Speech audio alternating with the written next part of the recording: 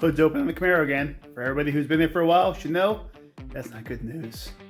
So if you're new here, name's Mike. I'm working on building some cool stuff here. Got an F-150, oh my gosh, F-100 chassis here. There's a 62 F-100 there. That's going here. And I also have the wife's 1968 Camaro that is fully restored and lovely. But the hood's open, which means she'd be broken again. Okay, I don't know if this guy, the problem is something I did or it's a sniper EFI itself. So I've ordered a few parts to hopefully help diagnose this problem because I don't know exactly what's happened here. So I got the sniper EFI stuff on there, and I did have a problem with it before where the O2 sensor went bad. I replaced that and it was good. But it's never quite ran right since then, as good as it did before. And I wasn't sure if maybe I needed to relearn, so I drove it around, but it didn't go well. I barely made it back home around the block. You give it gas, it kind of just falls on its face and almost dies. It barely wanted to idle. I was like, oh, what is going on with this thing?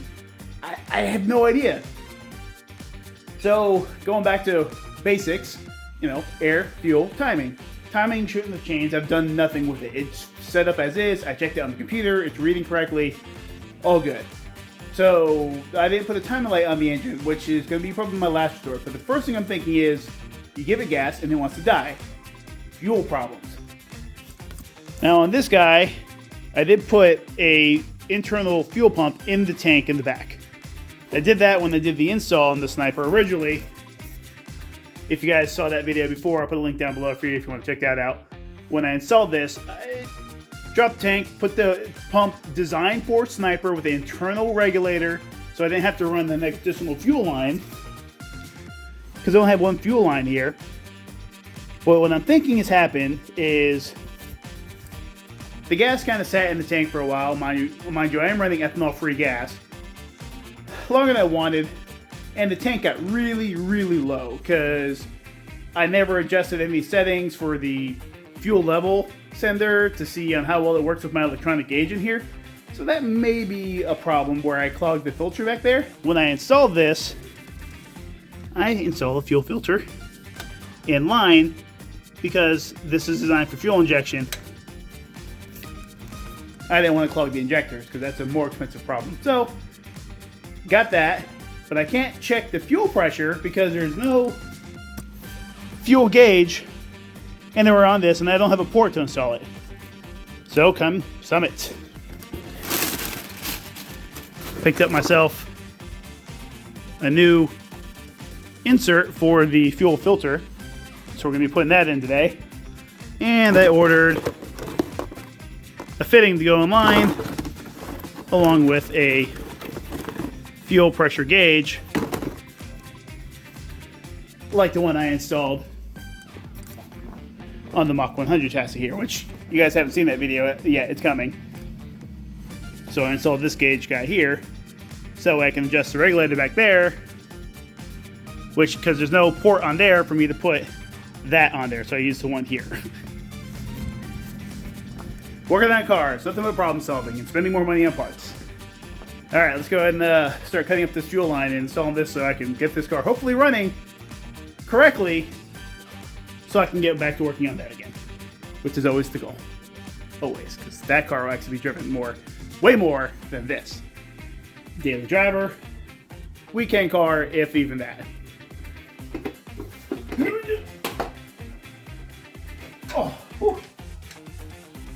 So part of the problem I think I'm having is, I don't know if it's the fuel filter is clogged or the fuel pump might be dying, which I'd be really mad if the fuel pump is dying because it's not that old and it hasn't been used that much.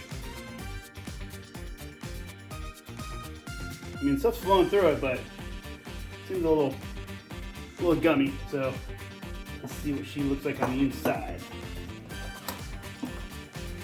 I mean, it looks fine. It doesn't look like it's all gummed up or anything.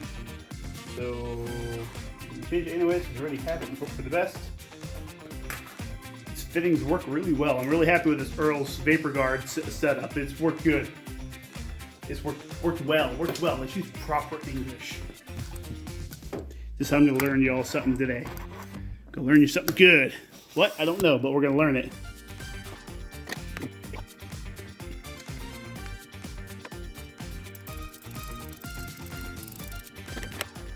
I'm going to go start the car. Keep an eye on the gauge and let me know what it is. I'm relying on you guys to tell me what that's supposed to be.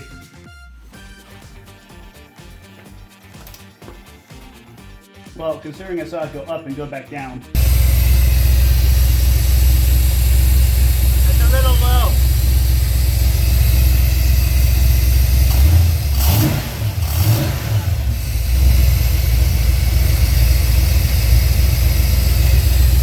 That should be closer to 60, not 30. Guess it's time to order more parts. I'm really annoyed because that fuel pump is not that old and should not be having problems. And I doubt it's going to have a warranty. Take out. Makes it real easy when you have a nice jack over here that makes things easy for you to drop in easy. This is for like a lawnmower or a motorcycle, but hey, whatever. Now, the real problem. Thing that's annoyed me quite a bit. I really thought that it was maybe something I goofed on. No. Holley. What the hell, Holley? I bought this fuel pumps assembly specifically for the Holley Sniper.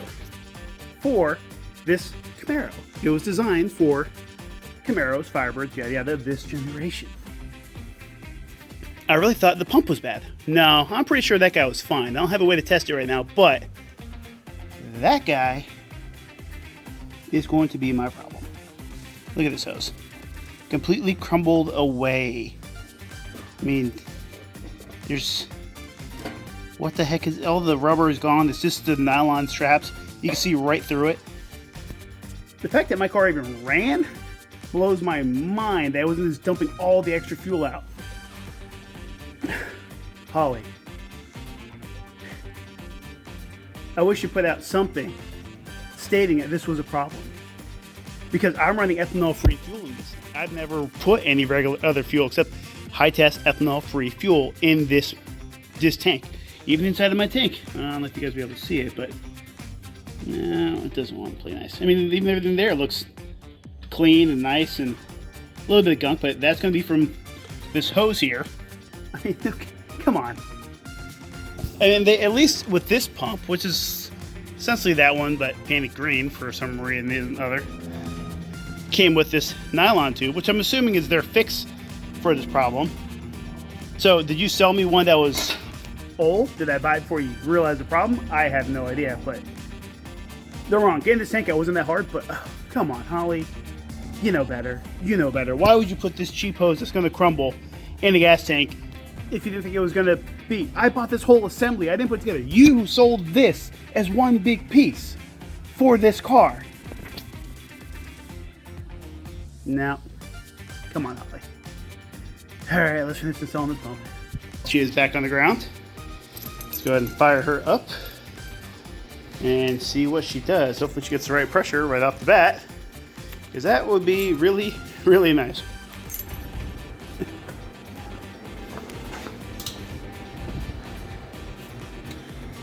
Oh, yes. So much better already. Look at that. Holding pressure. 88 like it's supposed to be. Yes. Air fuel ratio is nice where I want it. A little bit below 13 at idle. Keep it cooler. Everything looks good. Oh, sounds so much better than she has. So much better. Let's take her for a drive.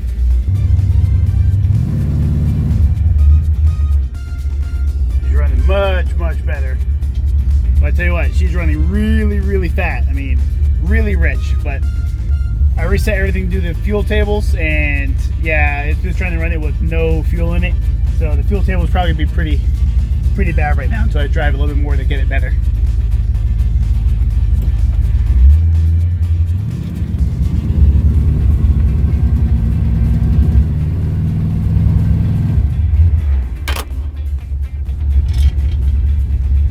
At least he still drives and doesn't shut off when I give it gas anymore. Oop, it doesn't like that. He's not happy. Oh, yeah, I probably got to clear this bad boy out.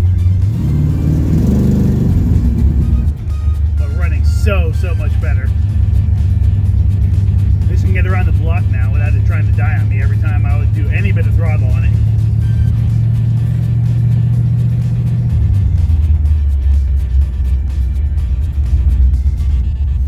I had a little bit of it now. I just heard it. Just made a change. I don't know what it. There we go. Look at that. Air fuel ratio is more on target now. I got it set for idle at around 12.5.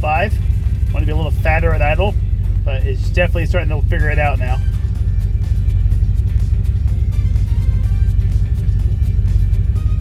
She is fixed. She is done. She is running again in all her amazing glory. She still drives me absolutely a batty because it has a little problems. A bunch of little things that just really add up that annoy the crap out of me. But either way, she running and driving in. That means I get to work on this car again. Be sure to subscribe for that because I'm just about to fire up the motor on this guy. And yeah, thanks for watching. Until next time, go work on your own cars. Peace.